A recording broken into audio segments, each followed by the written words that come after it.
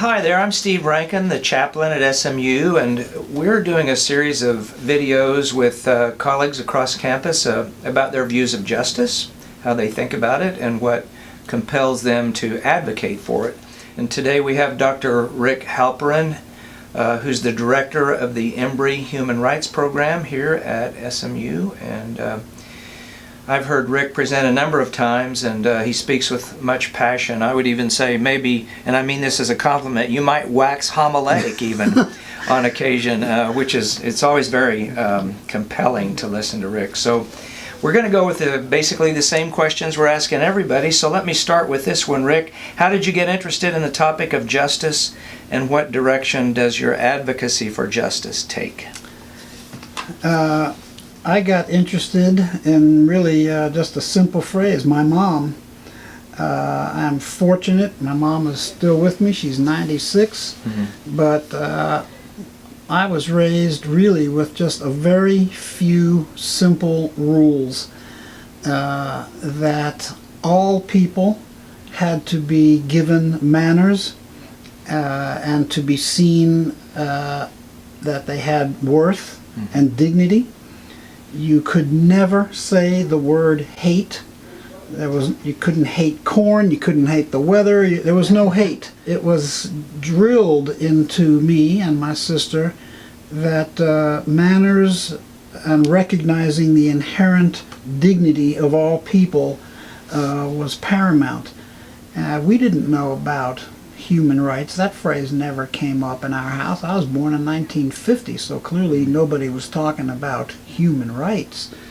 But as I learned about human rights and the Universal Declaration of Human Rights, Article 1, which is everything to me, says that all people are entitled to a fundamental right to a life with dignity and rights. The word dignity comes before rights, the word rights. So I could see that my mother was right on point, even though she didn't know it and I didn't know it at the time, but it was a focus on the dignity of all people regardless of who they are. And so would that be your basic definition? Is that your starting point? How would you define the word justice? Absolutely. Justice is to recognize the inherent dignity in all people, and that all people, regardless of who they are or what they may have done, are still entitled to a life of fundamental, inherent, basic human rights centered around the pillar of dignity. There is a far cry between the right to life and the right to life with dignity. Children that dig through garbage dumps in poverty may be alive, but I dare say no one would say that's a life with dignity. So the key for me defining justice is to defend, advocate for dignity, without a doubt. Your academic background is in what area, and then how did that feed your construction of this program? Yes, thanks. All of my degrees are in Southern history. Southern racial constitutional history. So when I began my career with Amnesty International and human rights advocacy for myself, I could see clearly that this was easily within the academic component of what I was studying and what I was involved in.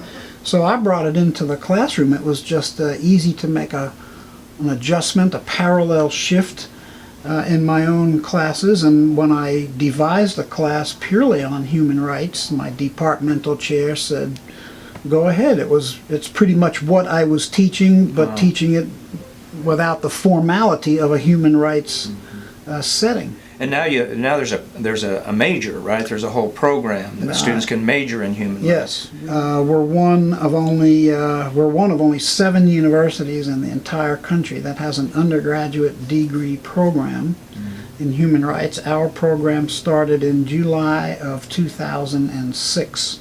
So as of today, we're about 12 and a half years old. We were the 5th program in the country. 2 have come after ours, which is, on the one hand, I'm very proud that I am a director of such a program, And on the other hand, it's really disgraceful that there are only 7 Right. when we're talking about a nation with almost 5,000 universities in it. This pedagogy should be at every university. It ought to be as normal as biology, as history, as any other undergraduate discipline. That's what it is. It is a discipline. My third question would be then about, of all the things you could say about justice and advocacy for it, what is the one thing that if I'm going to take away one thing and that's going to lead me to do something positive in this regard, what would you say that one thing would be? I would say without a doubt that anybody should know their rights. I don't think people can demand their rights if they don't even know what they are. So to me, we should have mandatory human rights education in this country that should start in kindergarten, so our young people are well exposed to this long before they ever get to a university, and they know about the inherent rights that all people have.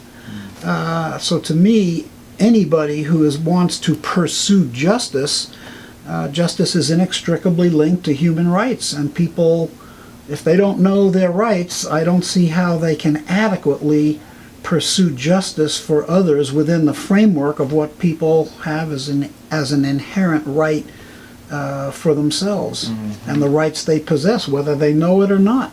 So know your rights. And you take students on trips. I know you take. There's one trip to Poland, but not only Poland, right? So, what are some of those trips that people might be able to go on with you? Well, the December trip to Poland is probably the signature trip, because that's the one we do every year.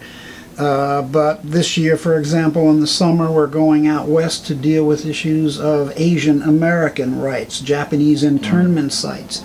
Last summer, we did a trip across the American South to death row facilities and visited with lawyers who represent these individuals. We met with individuals condemned on death row. We met with individuals who were wrongly accused and spent years on death row and who were innocent.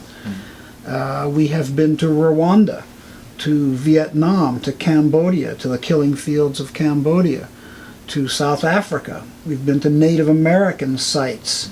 So anybody that is wanting to get into this world and into this country and face the dark side of human behavior is more than welcome to participate with us. One need not be an SMU student, faculty, or staff member. Our trips are open to anybody who's interested. Well, Rick, thank you very much. It's always interesting to talk to you, and I appreciate your giving us this time for this video. Thank you, very sir. much.